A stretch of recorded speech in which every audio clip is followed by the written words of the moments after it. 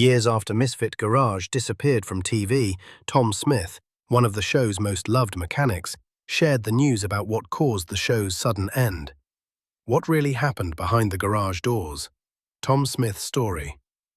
Before the bright studio lights and the noise of filming crews, Tom Smith was just a car lover with a wrench and a dream. He moved to Texas and started working at a car shop called Driver's Edge, where he got better at fixing hot rod cars and became known as the mechanic who paid attention to every detail. At Driver's Edge, he learned to bring old cars back to life, learning how to polish panels, rebuild engines, and tune suspensions until every part was perfect. His love for classic cars helped create his style. Early in his career, he loved builds like a 1964 Ford Thunderbolt and a 1965 Shelby Cobra. These machines he thought of as the best builds ever. These dream cars pushed him to work harder, stay longer, and chase top-quality work where others took shortcuts. His attention to detail and his clear love separated him from others. The big break came when the Discovery Channel series Fast and Loud and its stars at Gas Monkey Garage in Dallas saw his work. The show, created by Richard Rawlings, was built around finding classic and worn-out cars, fixing them up, and selling them for money. Tom's mix of skill, humor, and personality made him stand out. He joined Gas Monkey's team and became visible on television, showing up on camera as well as under the hood. In that place, Tom's creative personality was different. Where Gas Monkey focused sharply on business, profit margins, schedules, and high-stakes deals, Tom brought a spark of creativity, of enjoying the work itself. He was less about numbers and more about quality work. That difference sometimes worked for him and sometimes against him. In 2014, Tom's time at Gas Monkey came to a sudden end. He and Jordan Butler were fired after a fight over a photo of a Rolls-Royce, which was a turning point in deeper problems between their way and the shop's management style. The disagreement with a shop manager and the reaction from Richard Rawlings, as publicly reported, showed that even excellent fit and finish work can clash with business needs. For Tom, the firing was a big shake-up. Instead of seeing it only as a setback, he later thought it was the best thing that ever happened to him. What followed was the spark of a new idea. After leaving Gas Monkey, Tom joined with Jordan Butler and other mechanics to create a new shop, Fired Up Garage, where his vision could take center stage. He turned his experience into opportunity, using timing, personality, and reputation to step into the spotlight rather than fade out of view. The birth of Misfit Garage. After leaving Gas Monkey Garage, Tom Smith did not step away from the car world for long. Along with Jordan Butler, Thomas Weeks, and Scott McMillan, he began building something new. A shop that would prove creativity, teamwork, and heart could succeed outside of Richard Rawlings's empire. Together they started Fired Up Garage, which later became the setting for Discovery Channel's new series, Misfit Garage. Starting out, the group worked with little more than tools, borrowed space, and a strong belief in their skills. The name Fired Up had many meanings. It pointed to Tom's childhood dream of owning a shop by that name, and also showed his drive after being fired. It stood for a fresh start, not bitterness. Each member had experience, but didn't have the resources of a big studio-backed business like Gas Monkey. What they did have was chemistry, humor, and a shared drive to succeed on their own terms. The early days were rough. Their workspace was smaller, their equipment limited, and they often faced fan doubt. Viewers who loved Fast and Loud doubted whether Tom's new project could survive. But Discovery Channel saw potential. Pilgrim Studios, the same company behind Fast and Loud, realized there was an appetite for an underdog story. Mechanics fighting to prove themselves after being dismissed. In 2014, Misfit Garage premiered, giving audiences a rawer, grittier look at car building. The show's first episodes introduced the personalities that powered Fired Up Garage. Tom's humor, Jordan's business smarts, and Thomas Weeks's technical skills created a mix that felt natural and real. Fans liked their rough-around-the-edges charm. Unlike Gas Monkey, where builds were polished and deals were corporate, Fired Up Garage felt human, mistakes happened, arguments broke out, and the mechanics worked with limited budgets. That realness became its trademark. Misfit Garage's tone stood in direct contrast to its parent show. Gas Monkey was about speed, precision, and profit. Fired Up Garage was about pride, persistence, and proving everyone wrong. Their rivalry, both real and media-driven, quickly drew attention. Viewers were interested in the tension between the two shops, and social media turned their back and forth into a pop culture conversation. The feud may have helped ratings, but it also added pressure. Every build became a statement, a chance to show that creativity and working together mattered more than corporate control.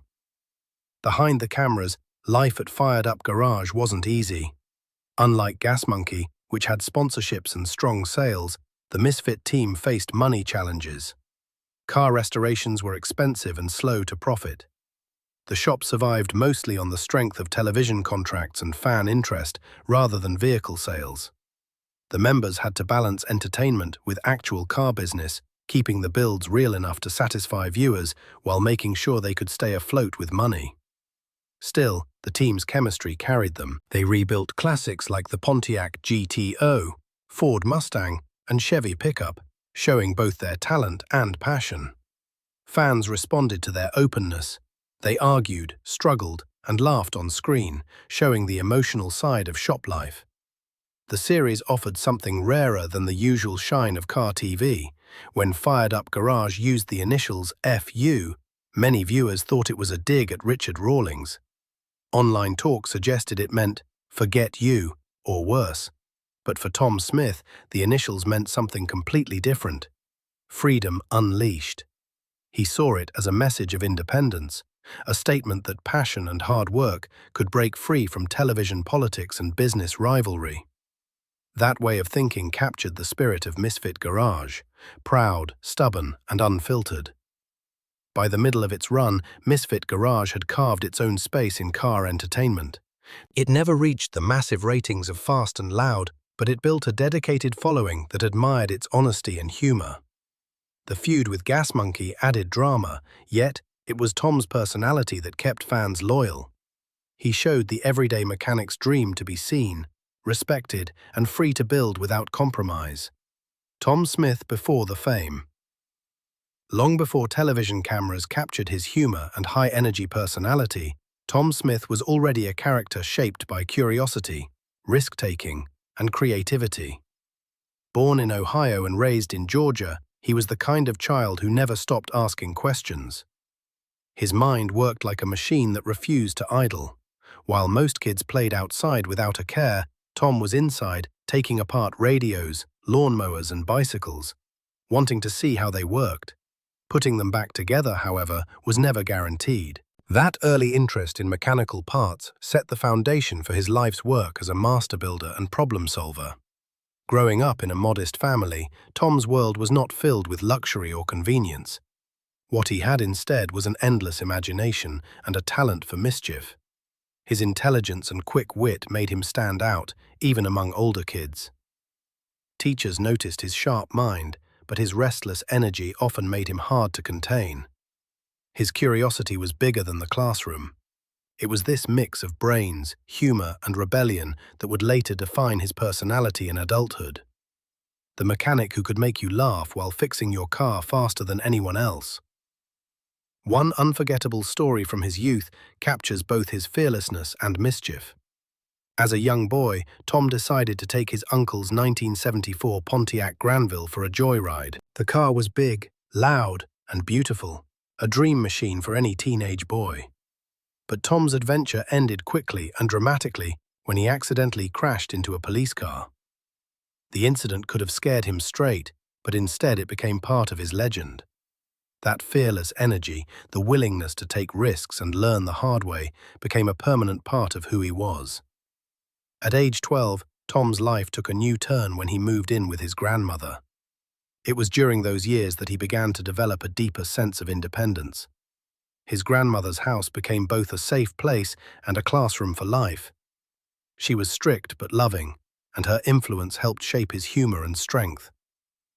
With little supervision and plenty of freedom, Tom learned to rely on himself.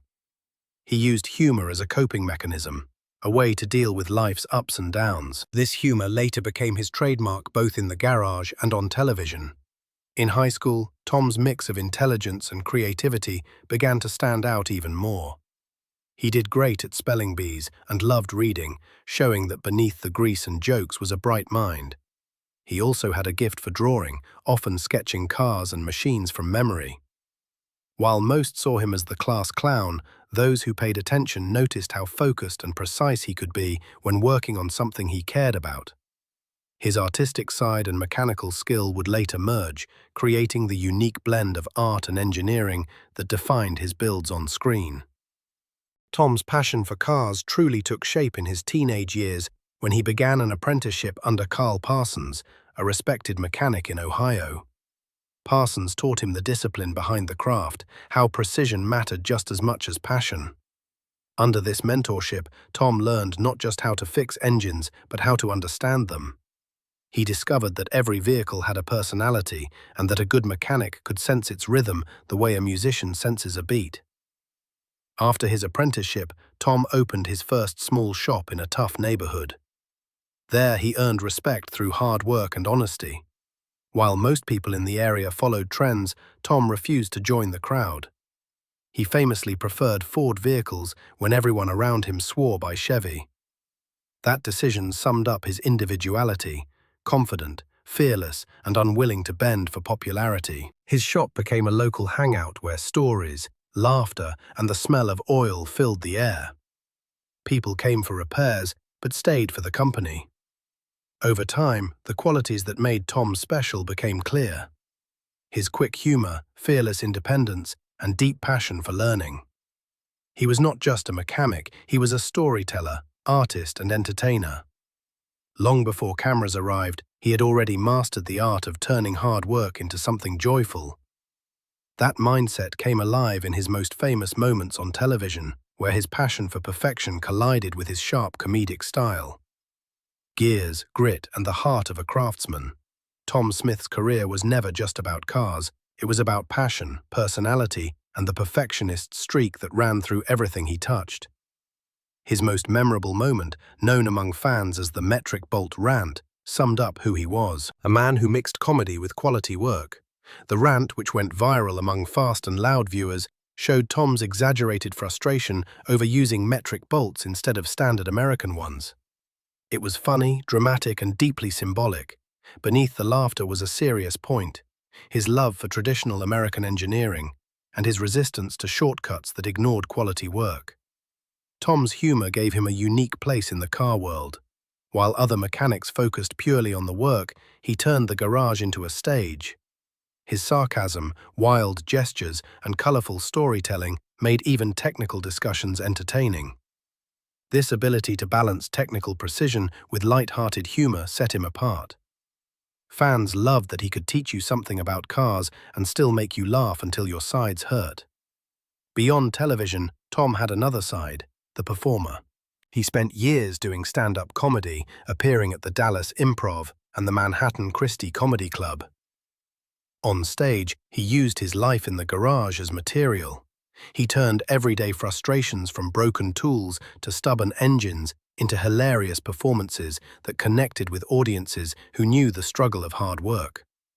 Comedy for him was not an escape from mechanics, it was another outlet for his creative energy. Tom's colleagues often said his work ethic was unmatched. Even when cameras stopped rolling, he was the first to lend a hand to younger mechanics, explaining techniques and encouraging them to think creatively. He believed in learning by doing, in making mistakes, and in finding beauty in imperfection. That mentorship spirit made him beloved behind the scenes long after the fame faded. His creativity extended far beyond engines and tools. Tom was also an artist who created massive Sharpie drawings, detailed sketches filled with movement and emotion. The same imagination that once tore apart radios as a child now flowed through ink and paper. His art reflected his personality, bold, unfiltered, and deeply human. But behind every joke and every build was a man whose laughter sometimes hid real struggles. As fame grew and the spotlight brightened, the pressures of television and personal life began to test Tom's strength. revealing the man behind the laughter in a whole new way. The untold end of Misfit Garage.